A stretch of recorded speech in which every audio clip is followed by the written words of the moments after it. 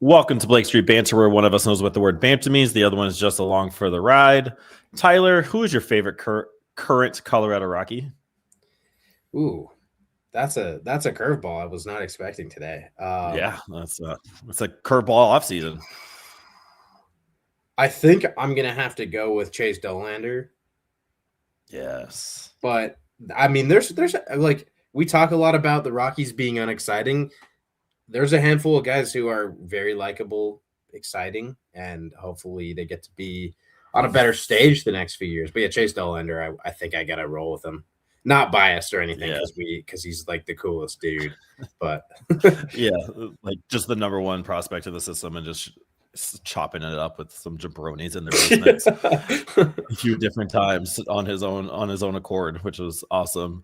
Yeah, Chase Dolander. I think my favorite guy right now is Hunter Goodman for obvious reasons, with Kyle Karros right behind him. I think Kyle Karros is still a big leaguer, but that's not what we're here. We're not here to hash our favorite Rockies player right now or ever. We are here to recap the last few weeks of the Colorado Rockies, because fellas and ladies, it is exciting. We have movement, we have hope, we have drive. I don't know what it was, but I remember coming on as soon as the offseason started, just saying the Colorado Rockies hate us. They just don't want us to have fun or be friends or any of that.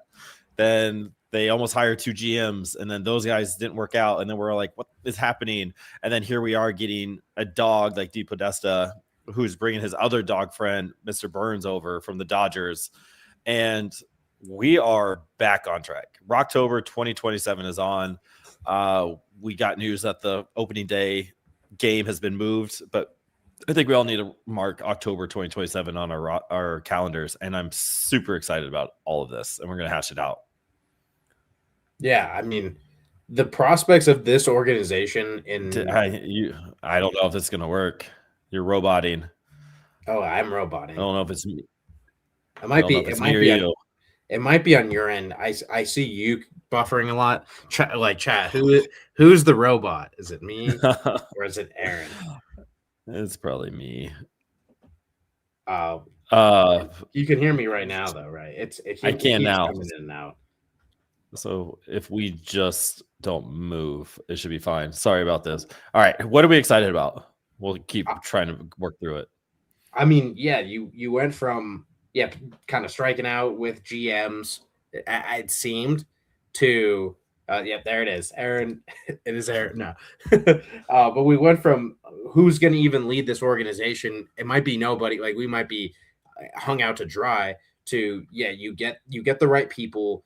And since then, everything has been generally good. I don't know that there has been a move to this point. I mean, people didn't love the Schaefer decision, but I think after today, you've got to walk back any Schaefer dislike, because I think he's the guy who picked this pitching group, and the reaction from Rockies community, but outside of that, is hugely positive. And you can view this stuff kind of objectively. Look in the backgrounds of these guys. Where have they been? And it's good across the board. And these are all people who have been rising up the ladder. You're not rehashing anything. These are new high positions for all these guys. They've clearly been continuing to work through Major League Baseball, the industry. And so now all of them, you're trying to uncover gems here before they're fully uncovered by somebody else. I think that's what you've done in several of these cases. So got to walk back that Schaefer dislike. He's put together a good staff on the pitching side. I mean, it's not all him. I think the pitching director of pitching role is a little more front office oriented, but really a lot to like right now. Right. And I think if you were on the, oh my God, Warren's coming back, I have to be mad about this side of things, I think you're a jabroni and you need to get over it, because being that mad about bringing back Warren Schaefer for a team who's going to lose another 100 games, hopefully 95, I don't know, it just seems a weird battle to be mad at, especially when you have everything going out. So I'm excited what PDP is bringing to the table, and all of his connections that he's created over the last 20, 25 years. It feels like he's a solid dude who trusts a lot of solid people, and all these guys are following along the road. And this idea that analytics are going to be part of a process, not just at the major league level, but all the way from the bottom to the top, has me super excited about it. So Tyler, I'm gonna have you talk about something for about 3 minutes. I'm gonna restart my computer because I feel it. Yeah. So pick something. I'll be right back. Yeah. All right. Good luck. We will hash out some of the 40-man stuff, and hopefully Aaron is back to pick up the second half of this. I don't know if I can move myself. There we go. I'm moving myself in the middle. We'll rehash some of this 40-man movement because that was a little hectic last week. Rockies first removed Anthony Molina and Drew Romo from the 40-man roster. Outrighted both of them. They're put on outright waivers. The Braves claimed Anthony Molina. The Orioles claimed Drew Romo. And I think Anthony Molina, people understood, like, he didn't perform in Colorado. I think it was time to move on. The Braves have a lot of Rockies on their roster. They've had a lot of Rockies pitching. They took Dustin Garneau to be their catching coach. Like, the Braves love Rockies, I guess. They first got Pierce Johnson at the trade deadline 2 years ago. I don't remember. But then Tyler Kinley, and now Anthony Molina and Ryan Rollison too. But Anthony Molina's in Atlanta. Again, everyone I think is okay with that. Drew Romo, though, to Baltimore, and people were split on this. I think some people said, all right, it was, again, time to move on, turn a new page. There's a Bill Schmidt first-round pick that hasn't quite worked out, and I don't think you can really counter that. Like, that Drew Romo hasn't worked out. Unfortunately, just the last 2 years, it was flat. We didn't see any progression. He got to AAA a full year ago, got big league time. Just things didn't manifest, and I think there's a big reason that Drew Romo was removed. And I don't know, are you fully back, Aaron, to give your thoughts on Drew Romo being gone? Being a Drew Romo guy, it kind of stung a little bit. However, as a Colorado Rockies fan first, I think I always have to remind myself of that. I like the fact that the Rockies moved on because it's clear something was stopping Drew Romo's progress. And I am a true believer, like, you are in control of how good you want to be. So even though we crap on the Rockies all the time of their player development, at a certain point, a player has to develop himself. Like, I think Dugan Darnell is a huge example of what I'm trying to prove is, like, I don't think that dude takes a day off ever. And he's worked his ass off to get there. He might not have as much talent as a Seth Halverson, but he was in the same bullpen as Seth Halverson doing that kind of same thing. And I think that is a testament to who Dugan is. He changed his arm slot 5 times. He's changed his mechanics 5 times, all in the minor leagues. And so I think there's a certain point, like, all right, what do I need to do to get that next point? And Dugan Darnell is 28 years old, where Drew Romo is 22, 23 years old. We talked about all that before. I don't know. At a certain point, there's just a mental block that you either get past it or you don't. And I worry that's what happened with Drew Romo. A little bit of the yips might be a small little microcosm of what the big picture is with Drew Romo. But hearing like he was the talent, he was going to be the next best Colorado Rockies catcher of all time when he was drafted as a 19-year-old, and like, hey, this is going to be great. And then it's just a huge reality check for us and all the minor league players, and just in general, like, just because you have that doesn't mean like it's just automatically given to you, because baseball is the most humbling sport ever. And it's, I don't know, it just kind of sucks that we lost a once savior, quote unquote, so to speak. But then I also think it's a testament of the regime that was before. Like, you and I and the rest of the BSB squad had talked about in the chat, like, the old regime kind of sucked. Like, it's pretty clear, like, as much as we kind of talked about how much we liked some of Billy Schmidt's moves and draft picks, it clearly wasn't a full squad effort to make these players fantastic. And then there is the idea, I know I'm putting my foot in my mouth when it's like, all right, the player can develop as much as they want to, but if you don't have the support of the team behind you to work on those things, what's the point? Yeah. And I think that might have been more of what Drew Romo is. I don't know Drew. He's not a friend of the pod. I've never talked to him, but like, you would think, like, sure, we're in control of our own development, but at a certain point, you still need the support from the team around you to get that development. And I think that was what's clear with the Colorado Rockies now. Like, we missed our window with you, Drew. We're sorry. I think we need to move on to somebody else. Go be great somewhere else. And going to the Orioles, I think, is a very good place for Drew Romo to go figure it out. And I think he'll be fine. But I think it's just a huge step. All these 40-man, I'm sure you talked a little bit about it. The 40-man roster moves, just like Wild Innocence, an addition by subtraction. Like, it is a refreshing sense that they are willing to move on from their people, quote unquote. And I think that's the biggest takeaway from any of this. No player shots anywhere. It's the Rockies are finally moving on, and they're switching it up.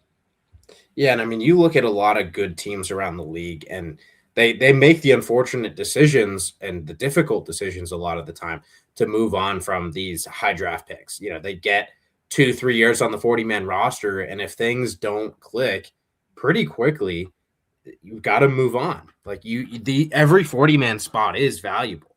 I think when you're a rebuilding team and when you are the Rockies in the 100-loss territory, it was kind of like, all right, you can stash a guy who's not quite ready to contribute right now, but those days, and especially with a new regime trying to create change and enact that change, every 40-man spot is super valuable. And I think the Rockies, after this week, tomorrow, really, that 40-man roster is going to be better than it was a week ago or 2 weeks ago. So that is definitely the perspective we have to come at this with. And Drew Romo, I think, still will be an MLB player. The defense is solid. It's not as good as we once thought and hoped. It's solid. It's going to get him to the big leagues at some point again. Can the back get there to be a backup catcher and a good backup catcher? We'll see. Maybe that'll happen in Baltimore, maybe not. But the 40-man spots are valuable. Tomorrow, we'll talk about what's coming tomorrow in a little bit. I think enough on Romo, the warming Bernabel. Somehow, I think Bernabel got the most staunch reaction from the Rockies fan base of like, what's going on? Warming Bernabel's great. And I like, all due respect to warming Bernabel, like, we talked about him a bunch on the minor league pod, like, for over a couple years. Like, he's a guy that we respect. We know, like, he's part of, like, the history of BSB and the Rockies and all that. But he was not truly a big league caliber player last year. No, he has room to develop. He's still very young. But again, this is not the time to have guys who are not MLB level players. And in the case of warming Bernabel, the ceiling's not that high. The hope would be, okay, maybe this guy consistently it's 260, but that's not, and with a 280, 290 on base percentage, which is not very good. The 260 average, though, he's not that player right now. You're not getting any sort of steady tool to have on a big league roster or even a 40-man roster. Yep. So that was a move that had to be made. And we've talked plenty about warming from the data point of numbers and why I think it's okay to move on from a warming Bernabel. And I think we're fine with that for what he's done, like, gone through as a person through his 23 years of life is absolutely insane. So hoping for the best for him. Hopefully he catches on somewhere, and good for him for taking a shot himself. Like, no, I don't want to go back to AAA with the Colorado Rockies. I want to go to a different organization where I might be able to get major league time. Because I'm sure the Rockies said, you're not in our plans, because where we are with Charlie Condon, Ethan Holiday, Kyle Karros, we're going to bring in a first baseman. We brought in a few competitions over there at first. We have Ryan Ritter and Karros at third. So I think we're good on this. And I'm imagining that's how that conversation went, because I think that's the only way you don't come back to the organization. So good luck to warming. But again, this isn't going to work. We loved what you did for us for that week. You did fantastic, and you made a name for yourself, hot in the streets. And it's just not going to work out, I think, long term for where we are with this organization, with where we are going forward. So good luck to him and what's next. Isaac. Imagine being Isaac and saying Aaron started the podcast off with a question that he'd asked Isaac in like a third person kind of way. Only Isaac would bring up Isaac about Isaac. So I thought that was funny. Luke, appreciate you hanging out with us again. Good baseball minds making baseball decisions. It's foreign to us. And all of this, like, it feels really good right now, Tyler. All of this feels really good. Everything is in the right direction. It is hard to imagine a world where this doesn't work out. But what if it doesn't? We're going to go that route before we get into the Rule 5 tomorrow, add into the 40-man stuff. Like, just what if this doesn't go well? Like, is there a curse? Is there baseball can't be figured out at altitude thing. Like, it's clear they have a plan. They put the right people in place. And I'm talking about Paul DePodesta and Walker kind of being the head front of that plan, so to speak. But like in 3 years, let's say Chase Dollander is 2024 Chase Dollander still. Are we just I don't know what. I mean, I think it's important to remind ourselves, like, there's gonna be a lot of struggle still with this. I would think the next 2 years are not gonna be good, but they might not feel terrible because of what we've seen the last 3 years. Like, there's a slight chance now. Like, now the door is open to win 63 games next year. That door was not open a month ago. It was like, all right, this team is in the dumps. There's no, hope of upward mobility. We're stuck. And as of today, I'm like, I don't think that the door is remotely closed on being a 63, 64, maybe even close to a 70-win team. I don't think that's going to happen. But there's a chance to be like a 63 to 65-win team next year. That's still bad. The year after that might be a lot of the same. I think you have to think about this whole like baseball operation and things like that, sort of like you're playing roulette. And I'm not encouraging gambling, but when you had Billy Schmidt at the helm, it was like you were, one number was all you got, like one ball in the spinning thing. I think with someone like Depot, you get 2 or 3, maybe 4 balls in there. I mean, the Dodgers have like as many balls as there are spots on a roulette. I haven't been in a casino in like 5 years. But Depot gives you more chances, a better approach to making this happen. At the end of the day, a lot of it's out of everybody's control. You control what you can control. We have better control over things now in this era. That was a choppy way to say we've improved. There's no guarantees of success though. Like roulette, you might be like, it's going to be, I'm landing on black or whatever. There's no guarantees of success, but we have a better chance of success now than we did. To put this in perspective, I'm bringing up the Houston Astros, who I think are the poster child of recent history of tanking and then bringing it back up. In 2011, 56 wins. 2012, 55. Keep following me here. 51, and then it turned into 70. 86 with an appearance at the ALS, 84, and then 101 where they won the World Series. So 51 wins to 101 wins in 5 years. So the timeline, I think that sets the timeline. 3 to 5 years of being a playoff, 3 years to be a playoff team, 5 years to be a World Series team, and just being competitive for a long period of time in that. And the Houston Astros clearly had a plan back then. Here's what we're doing. This is how we're going to do it. And they executed that with a lot of homegrown talent, with some sprinkling of free agents and just good talent around there. So it feels like we are in for the long haul and being okay with bad records in the short term, I guess. Like, it's in a roundabout way. But if Chase Dollander can become a solidified 1-2 pitcher, if you throw in, I don't even know who's next, like, who do we got? Like, I'm blanking names or whatever. Like, if Sean Sullivan can come up and be a solid 3-4 starter, I think that's a win. Bradley Blaylock was a name that was thrown out in the BSB chat. I think we all think he has good major league stuff, but how do we turn that into better stuff? And like, I think we're all just going to be looking at individual growth for players, because a lot of this past history has been, all right, this is who this player is. Michael Tolia, for example, hope he finds his feet somewhere, is like, all right, we know who this is. What is that progress making? We saw Jordan Beck make that progress. We saw Hunter Goodman make that progress. Do they make that next step? Because sometimes we have seen these players get progress and then they're plateauing. And then that's when we're stuck. And that's where the frustration is, where you're like, I don't know what to do. And where it feels like now we have some stuff driving that, right? The longer a player has been with the Rockies the last 5 years, the less chance of them recovering with the new regime. I don't think so. I think if you're Hunter Goodman, Jordan Beck, I think even Brenton Doyle to an extent, Ezekiel Tovar, you're fine.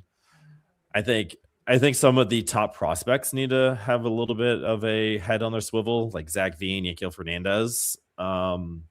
type players that have some major league experience, that their leash is short, I think is what it feels like. Like you might get a shot and you're going to have to take advantage of it when you get it. Otherwise this isn't working. And I think it really becomes on like, all right, Zach Veen, this is what we see. You brought up last time on the pod, your swing, like it's kind of a lengthy swing. We're not swing experts, but this is what your swing is. Let's fix it.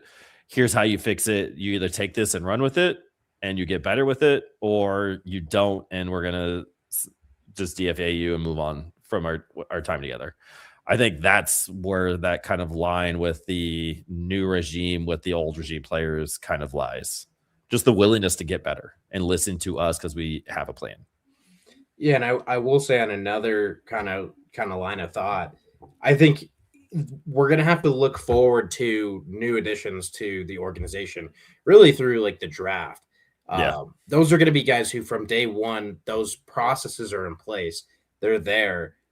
We've had guys for the last several years. They come in, the processes that were in place are no longer going to be. And at the end of the day, this is still baseball. I think the last couple of years, things were better than they were, say, if you were drafted in like 2021.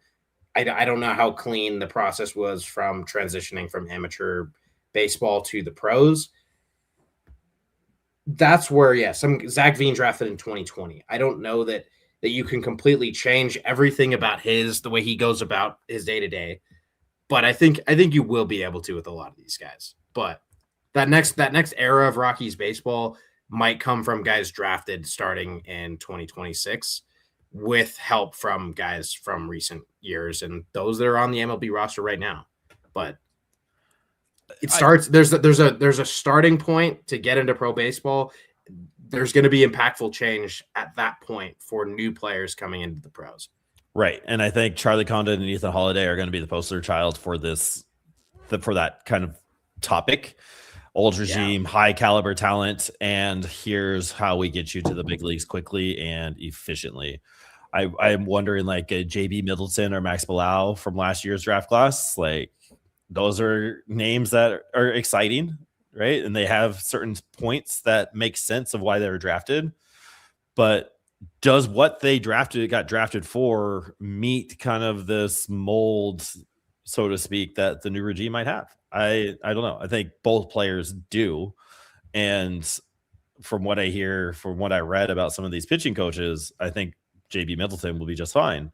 The one guy I am following next year and all of his stuff is Brody Brecht. Knowing Brody Brecht works in the drive line, knowing Brody Brecht works his ass off to get a little bit better, I am so curious of how this new group of coaches works with a Brody Brecht type and how much they can tweak just a little thing to make Brody Brecht even that much better. Like I think Brody Brecht might be that guy that goes from was he in Spokane last year? I don't know if he hit up Spokane last year. I don't think because he was injured and he came back, right? So like going from Fresno last year to a solid possibility of being a September call-up is something I'm going to watch out for. Or like how much better and closer does he get from each one? Like we've seen guys go up the ranks. Like who's the guy? Savage, my favorite East Carolina pitcher that I wish the Rockies had, made his debut with the Jays a year after. Paul Skeens, the Chase Burns. Like we've seen some pitchers make it to the big leagues pretty quickly with decent organizations, good organizations that have plans. Like the Blue Jays are a good staff. Trey Savage was a dog. Yeah, because ultimately all you need and not all you need, but today with pitching, what matters, like stuff is king. If you have stuff, you're going to get coached to get to the big leagues like very quickly. There's less of that now. Like, oh, no, what do I throw in a 2-1 count? Like, how am I going to do this? It's like you're going to have a pitching philosophy that's going to dictate what you do. It's not this like. I mean, there's a game to play. You gotta think through strengths and weaknesses of yourself, who you're facing. But it really just comes down to, do you have the stuff or do you not? And we have guys in the organization with stuff that is not playing to its capability. You know, Brody Brecht, I think his stuff did play to his capability last year. But can they find ways to, put him under a microscope and say, all right, here's a way to clean things up a little bit. Maybe you're opening too early or this or that.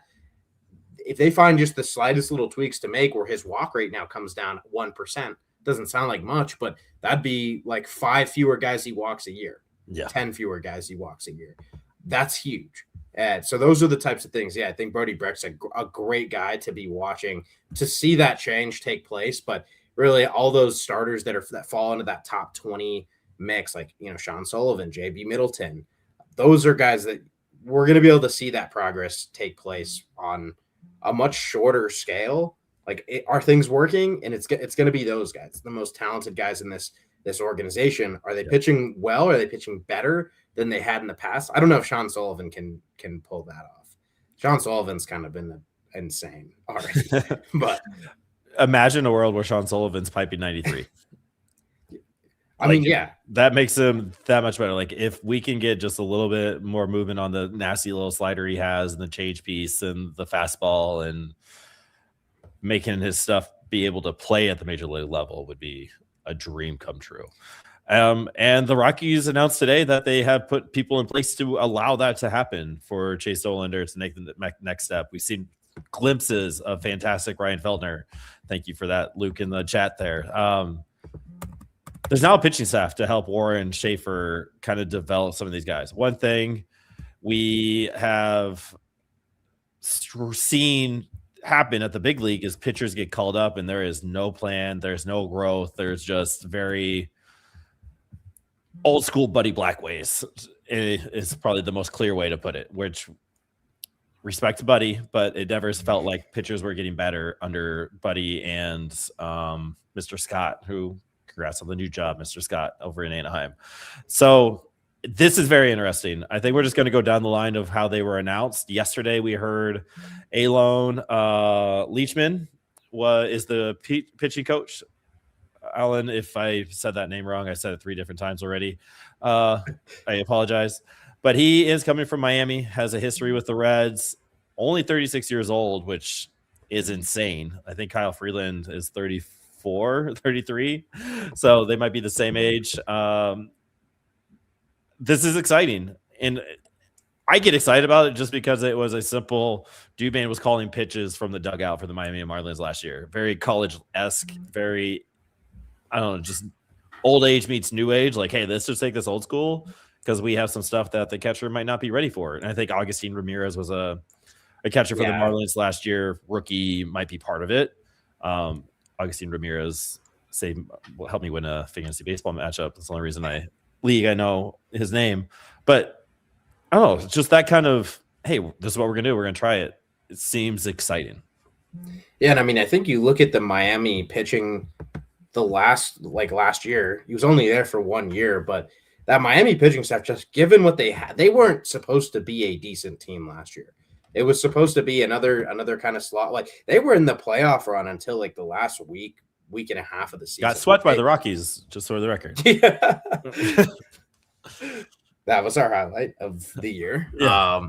But a lot of that came down to, you know, the pitching wasn't great, but you had Jansen Junk had the highest WAR on their pitching staff. 2.5 F WAR. I would not have guessed Junk had that. If you knew who Jansen Junk was coming into the 2025 season, congrats. You are in like the top 0.1% of baseball knowledge havers. But I mean, you got Sandy Alcantara to go from post Tommy John form where the feel was off to by the end. I mean, I don't think he deserves too much credit, Leishman, for getting Alcantara back, but like, you had to deal with that. Ronnie Henriquez turned into one of the best relievers in baseball last season. Like, he was insane. 32% strikeout rate, 8.9 walk rate. I mean, Cal Quantrill managed to be like kind of okay. He was almost a 1 WAR guy. Anthony Bett, their bullpen was good. I'm not going to name off too many Marlins guys right now. But there was not much talent there. A lot of tons of injuries, like a ridiculous amount of injuries. That pitching staff kind of helped keep them afloat. You know, they didn't have a high-powered offense. I think they had like the 3rd fewest homers in baseball.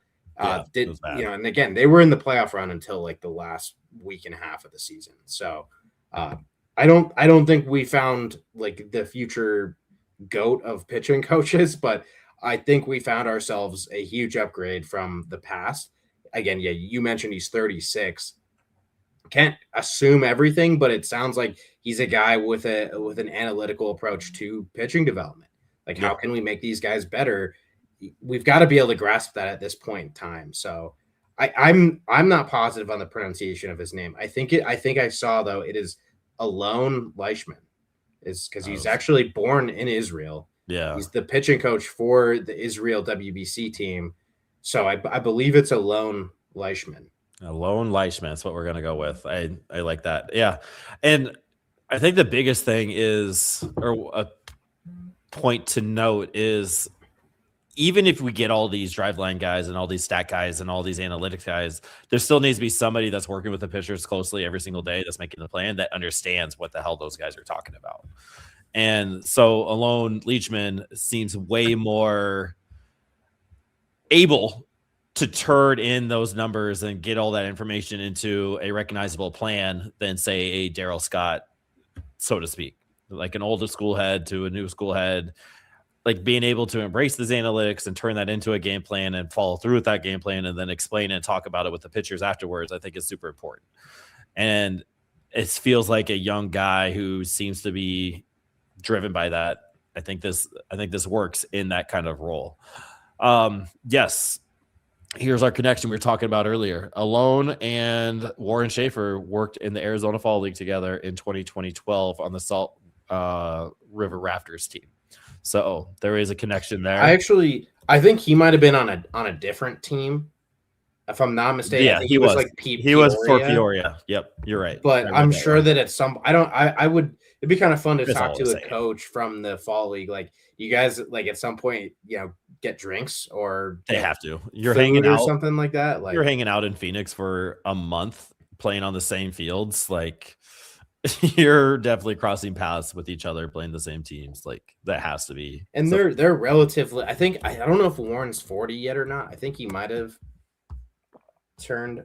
Yeah, he's 40 on the dot. So I mean, they're also like same like kind of generation of coaches. So I'm sure that that is the connection there. Origin of how we've gotten to this new pitch coaching era. And I kind of on that topic, we were saying, like, how did we get this group of guys? With a lot of Rockies moves, there's that common thread you can pick out. Gabe Rebus is now the assistant pitching coach. I maybe the common thread here is that he worked with the Dodgers for several years, and Josh Byrnes comes from the Dodgers. That's as best we've got right now. Like, how all these guys know each other, if they know each other, we don't know. Hopefully we find that out somewhat soon. But Gabe Rebus, assistant pitching coach, a lot of time D1, and I kind of want to give a shout out to college coaches. Like, they're so much more hands-on with their players. I think that's really where you get that player development focus, is you spend time at the in college. You got to get down and dirty with the player development side of things. It's gotten super analytical over the last 5 to 10 years there. That's his origin, is starting D1. He was basically he was the assistant head coach at Santa Clara for a long time. But he worked for the Dodgers, as I mentioned, in a player development role for about 4 years. So that's the pro origin. Then we took him from Detroit. He was the director of pitching. We have a new director of pitching we'll talk about in a sec, but that is Gabe Rebus's backstory. I think it's the first time we've had an assistant pitching coach. I don't know if that's correct. I think I saw that floating around. So that's our number 2 pitching coach. Yeah. Fun connection. Maybe he knows Mr. Dick Monfort, but Rebus was the assistant coach at the University of Northern Colorado from 2010 to 2011 for a year before he headed over to Santa Clara. So that might be a thing. But it's 41 years old, same age, being with the Tigers. I think so. Assistant pitching coach, but when he was with the Tigers, his job included, or with the Dodgers, his job included player development, including coaching staffs, performance sciences, strength and conditioning, baseball analytics, and others to construct and maintain a highly individualized and comprehensive pitching development.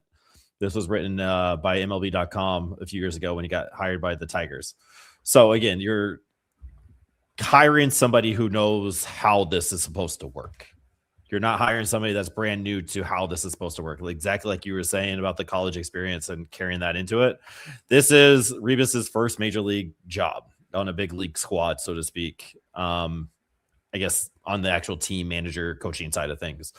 So that's exciting because he's coming from the behind the scenes to the front of the scenes, and he's going to understand what Daniels is telling him, and Bushman and Leachman are trying to work on together. Like, I don't know. I think I'm making this narrative up in my mind that they are connected and they have knowledgeable people in the right place to make sure this line of communication, which Paul has been very adamant about, like communicating and setting systems, it feels like this is built with this squad so far.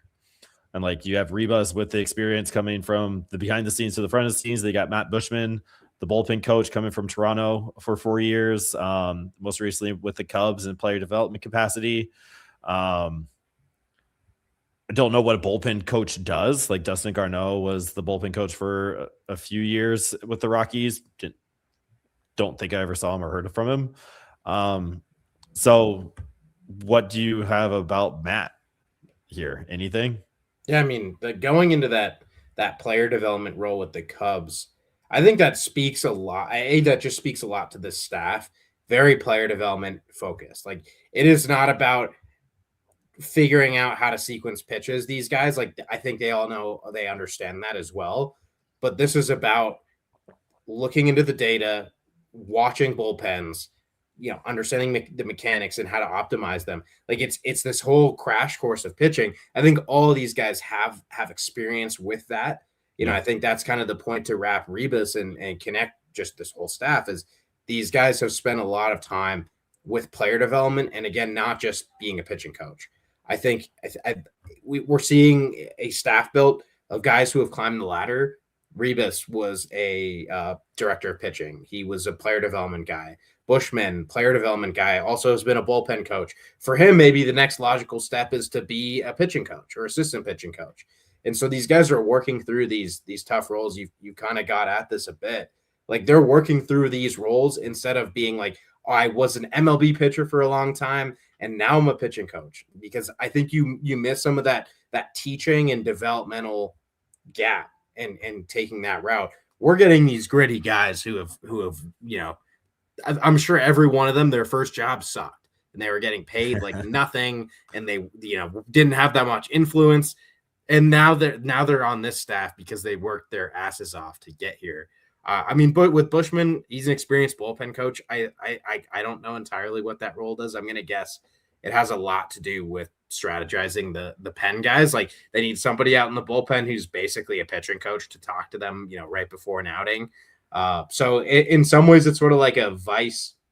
Well, it's like a third in command pitching coach. Like, he's just helping the bullpen guys, can talk to them on their off days and bullpens and stuff like that. You know who he's married to? Should I, like, is this someone that I don't know what you know, but he is married to Sarah Walsh, the NFL sideline or reporter, not sideline reporter. Okay. But Sarah Walsh of TV fame. They've been married for a while. Still trying to figure out where he might have been. He came from Vanderbilt, Washington Nationals, and traded to Tampa, made his debut when he was 31. I'm not finding the connection yet. This one might be here, but yeah, it'll be interesting. But I think the biggest hire I'm the most excited about is this boy Matt Daniels becoming the director of pitching. Which I don't know, we've had a director of pitching? Who was our last director of pitching? I think it was technically Flint Wallace. Okay, yes. I don't know if it was the same title, but effectively it was Flint Wallace.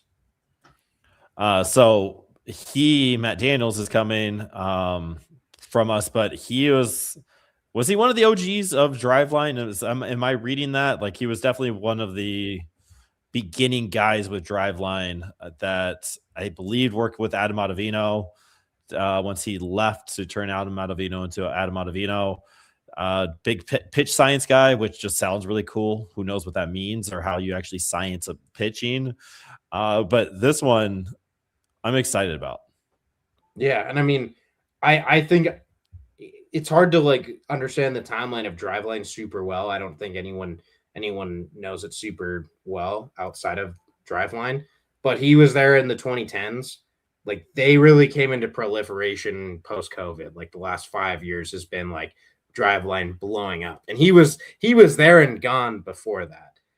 So he got all that experience of learning like the biomechanics, all the pitch data, of course, and things like that.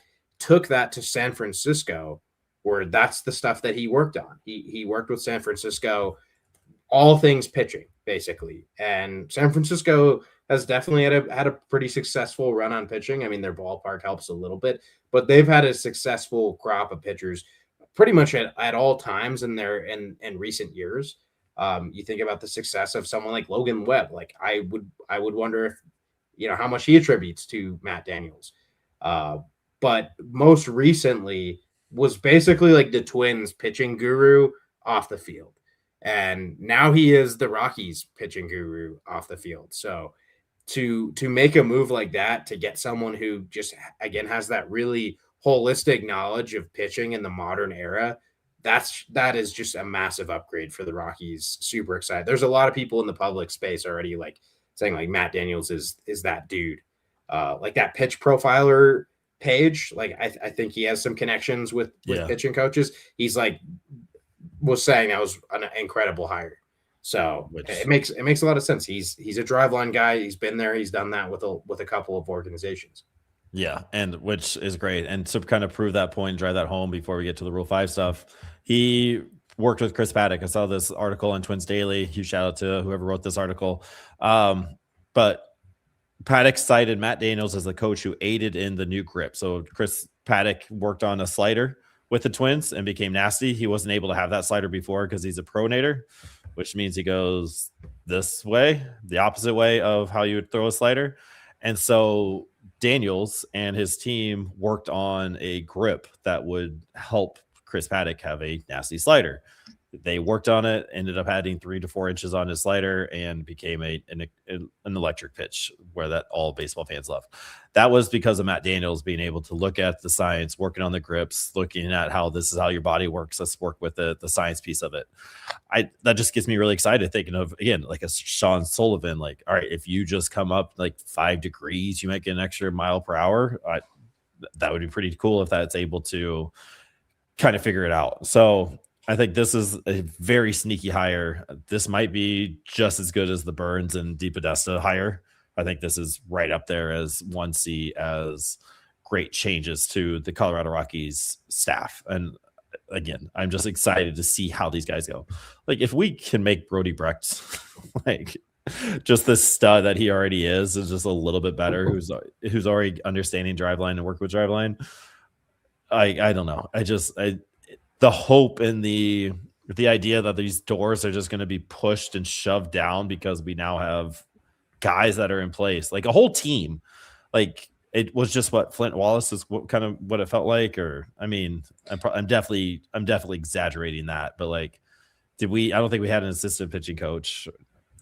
I mean, there was, I forget, I'm blanking on his name. There was another pitching coordinator in the mix that was let go at the same time. Those were the two guys that were kind of in charge of organization. Let's try to develop these guys. And I mean, you're taking, Flint Wallace. I mean, he's done a lot of things in his career. He's the pitching coach for the Salt River Rafters. Like he's a guy. Like he knows how to coach pitching, but he was not a driveline guy. He was not all right, let's pull up the iPad here. Oh, the spin axis on your slider. Let's tilt that. Like that's not Flint Wallace. That might be Matt Daniels. I mean, that might even be a simplification of some of the things that he's doing. Right. So that's the type of stuff that in today's game, you're not going to be able to see a guy's spin axis to the degree, or even within like 3 degrees probably. But that can make or break a pitch. So having a guy like that who knows how to use the technology, who seemingly knows how to take the info from the technology and make it effective for players. Like say, this is how you do that. That's the rare like combination of skills that Driveline's done a really good job producing, not only these players and these skills, but these coaches. The Rockies have needed a guy. I mean, they kind of have Emilio Martinez is someone in the Rockies pitching group too. He's awesome. And I think this is a bridge that can be crossed a little bit easier. Like Emilio's great. Good point. Can he and Matt work together to really unlock some things? Not only with the players, with each other though too. That synergy could be really, really powerful. Yeah, I love that point. Yeah. Wildlander said, yeah, they have the lab, what they call it, the pitching lab down in Arizona where they send players. I know Duke and Darnell spent some time there. Jaden Hill was down there. Brody Brecht was in the lab a few times. So, yeah, it's exciting. One of the questions that our guy Noah Spike was able to ask in the press conference with DePodesta and Byrnes the other day was, you've seen the success of the Nuggets, the Broncos, and the Avalanche. What does it mean to bring winning teams to Denver, Colorado? Why can't Colorado Rockies be that? And Wayno 3627 in the chat just kind of remind me of that. This reminds me how the Broncos have built their staff, just a bunch of dogs. I don't know anything about the Broncos. Go Lions, but if you see it and you see that connection, I'm going to trust you. And I don't know, there's something to say about getting the right people in charge. And that's something I've been praising and preaching since the beginning of this offseason. So everything feels really, really good right now, which we haven't added any players to a major league contract this year, but it still has given more hope about what the future holds next year than we've seen in years to come. The fact that we're not like picking prospects right now of who we're going to watch for next year. This is usually what Tyler and I do around this time of year. It's like, oh, this is the prospect that's going to make a bang in this December, as opposed to, dude, we have a pitching coach who has a pitching coach next to him who understands driveline, who then has a guy that he can relate to about driveline. I don't know. All of this is just super exciting. I'm just super stoked about it.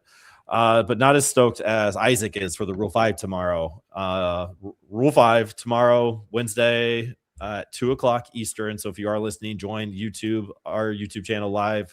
Isaac and I believe Tyler will join him, and they are just going to live watch the Rule 5 draft, something that about 20 people care about, but super exciting. Like Shane Smith is the biggest one that comes to mind from last year, starter pitcher for the Chicago White Sox, who had a solid 80% of a season last year before his arm was tiring out. And he was a Rule 5 pick and was just excellent. Rockies have that possibility tomorrow. If they get the first pick, that has nothing to do with the lottery. No matter what, the first pick goes to the Colorado Rockies. And usually what happens is about 10 teams select a player in the first round, and then it goes back, and then everybody else skips, and then the second round hits, and then you just keep going until everybody completely passes, right? So the Rockies have 3 open spots on the 40-man, which means they can select 3 people at the beginning, which is something I can see them doing. And Tyler's going to bring some names up. We talked a little bit about it last time with Isaac, I think about a week and a half ago, if you want to go there. Isaac did a fantastic pod with the Locked On Rocks guy a week ago, which was, thank you for having him on, Paul. That was awesome. And Isaac, you absolutely killed it.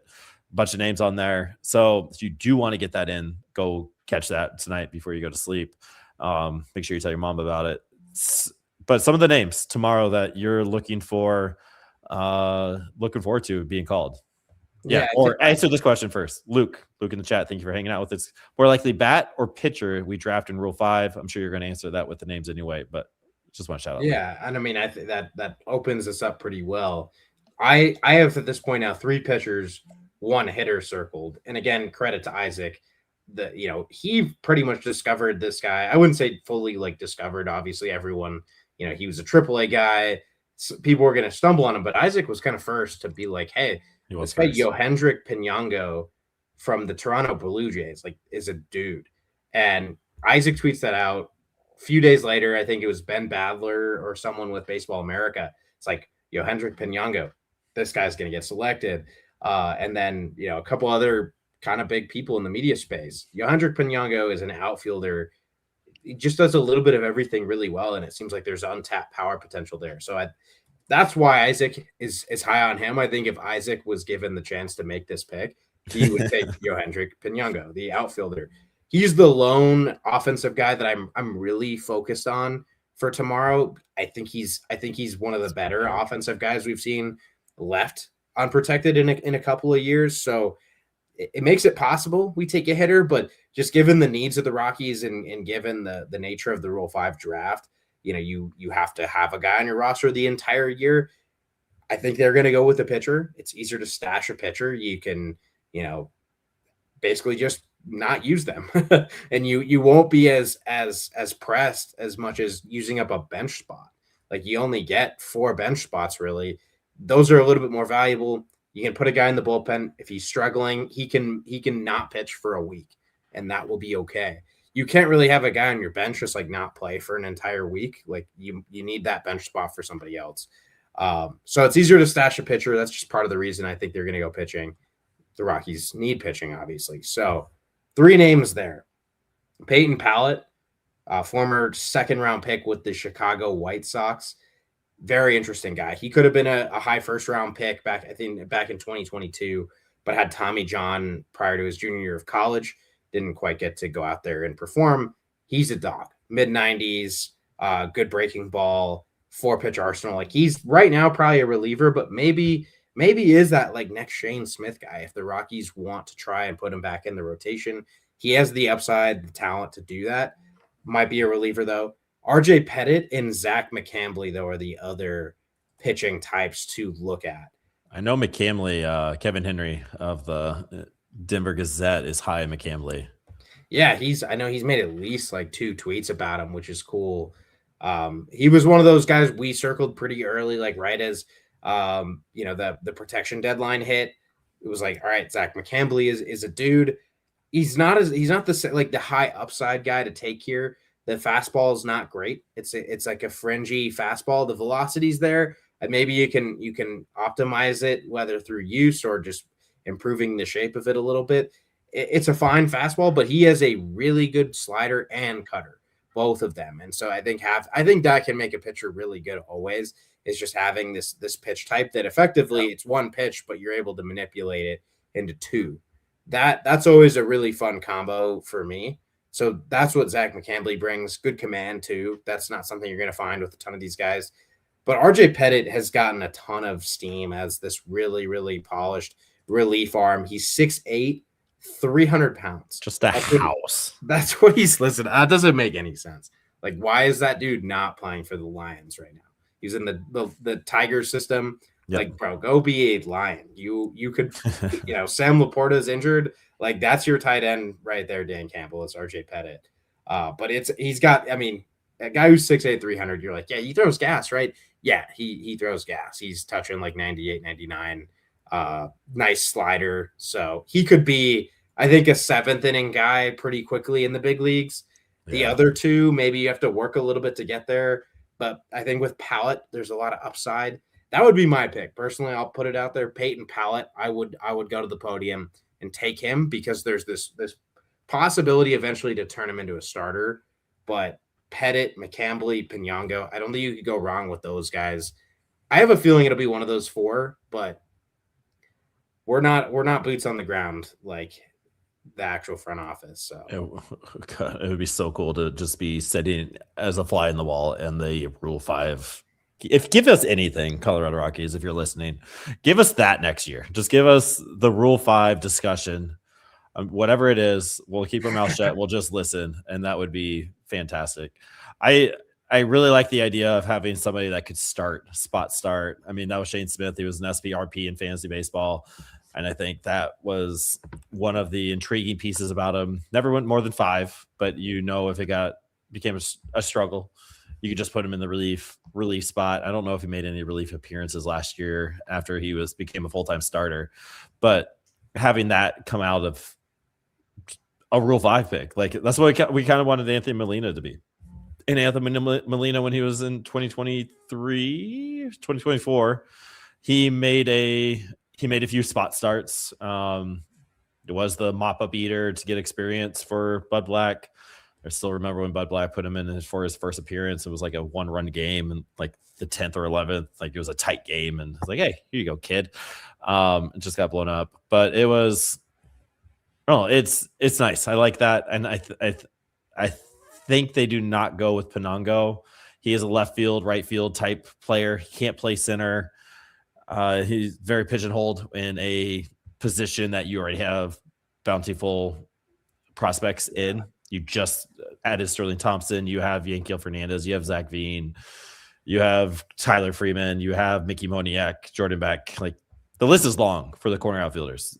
why are we going to add Penango for a full year to that? That's the only reason why not.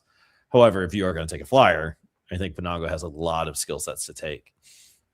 So I also just want to fun. Like, I just want to be able to yell like, yo, like you remember like Johannes Cespedes, like that dude was so epic. Like we could have Yo Hendrik Penango. I like the name on its own. Like I'd be super happy with that. Oh, Yo Hendrik. Yeah. You already know, like Isaac doesn't hold the N down on his keyboard to type that. It's just odd. It just doesn't there's no NA necessary. He don't need to do it manually. He's already got it down. It auto-corrects the Penango for him. He writes it so much. It's exciting, though. Like, the fact that they have kind of a plan. And the Rockies might lose one guy. I think Isaac had his write-up for Prospect Savant. The one guy that the Rockies might lose is Brian Castillo, who has pretty good outlier numbers, according to Isaac. And what's out there might be a sneaky grab by like a Pirates or a Reds team, kind of a middle of the pack team that could just use a relief pitcher. Brian Castillo could be that name that we see go away from the Colorado Rockies. I don't see really anybody else being taken. Maybe Sam Weatherly, the name's thrown out there. A lot of good stuff, but hasn't pitched over AA for the pod, one of the very first friends of the pod. So that would kind of suck seeing him get picked up. There's been some whispers. And this is really just seeing like stuff posted. Austin Smith, who the Rockies got for Tyler Kinley, I saw that at the deadline. He's definitely someone that teams will at least have done their diligence on, as well as Yuhanier Herrera, who we've talked about him a good amount on the pod. Part of that Nick Mears trade, really talented. He probably would have been on the 40-man at some point if he didn't get Tommy John before this past season. I don't know that teams are going to do that without more of an opportunity to see him. The Rockies might luck out there, but the talent is definitely there for him to get selected. So I think you do have three guys, Castillo, Herrera, and Smith, all like somewhere on a team's board for tomorrow. So it's a little bit sketchy. I think we might lose a guy tomorrow. Isaac, who is our Rule 5 guy, doesn't know if Austin Smith is Rule 5 eligible, which is a little nerve-wracking. I know Jeff Pont is. I think he's the one for a BA putting out list of players, if you want to check that real quick, Isaac. I'm pretty sure Austin Smith is Rule 5 eligible. He was drafted in 2021. Yeah, so this is the second cycle, actually, that he is eligible for. Yeah. So tune in tomorrow, Wednesday at 2:00 live to see initial reactions of what's going on. The draft starts at 2:00. The boys will try to be on at 2:00. Got a few finals that we all got to finish and school stuff that we got to figure out. So it'll be interesting, say the least. And they'll do a pod, or we'll do a pod, and we'll put that out there early next week as well. So you won't miss anything. Just keep following along with us. Not going to talk about it, but there are some rumors. Willie Castro is the new Colorado Rocky. Who do the Rockies go with first base? There's a few options that we tweeted out there. And then Brenton Doyle trade. And there are talks that Brenton Doyle is getting calls. The Rockies are getting calls about Brenton Doyle. What does that trade kind of look like? I don't know. I don't really like the rumor stuff. I don't like that podcast type stuff. Go somewhere else for that, or Tyler or whoever else on the BSB team to do that. But a Willie Castro article will be out this week from our BSB chat. I thought it was really interesting. I know it's kind of shitting on Willie Castro, but not shitting on Willie Castro. But just to give you guys an inside look on how the BSB team kind of works, I thought was kind of interesting. Like, again, me and Isaac disagreed as always, but in the end, we're saying the same thing. But I'm a little bit more don't give me Willie at all than Isaac is, but I don't know. It's just an interesting conversation how we kind of do things on the back end. That might be kind of fun to share. So I'll copy and pasta that out sometime tomorrow, Thursday. Hopefully I get snow day tomorrow, and we'll kind of go from there. So new article out on Blake Street Banter by Noah, who kind of recapped the presser by Byrnes and DePodesta from the other day. It was a good 35 minutes, a lot of solid questions. Noah got to ask a question, which was sweet. And just kind of the takeaways. I tweeted something out on my personal Twitter about my takeaways from the press conference. And again, just walking away feeling really good about it. I think just seeing somebody talk is nice, and then having the other person's talk is nice, and then both being fluent and aware of what analytics are and the systems, and they were like literally saying the same thing without using the same words. Like you can just tell like there was some kind of synergy between the two. It was pretty sweet. Anyway, the point of that was BlakeStreetManager.com has a new article out written by Noah Spyrick. Go check it out and know more about the presser. Anything else for the good of the cause, Tyler? Yeah, no Willie Castro. We are anti-Willie Castro. Our BSB chat was 50-50 split. Lewis didn't really vote. Like I agree with his vote, but I don't think it counts as a vote.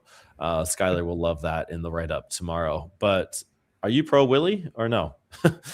Go Rocks and the front office. Woo!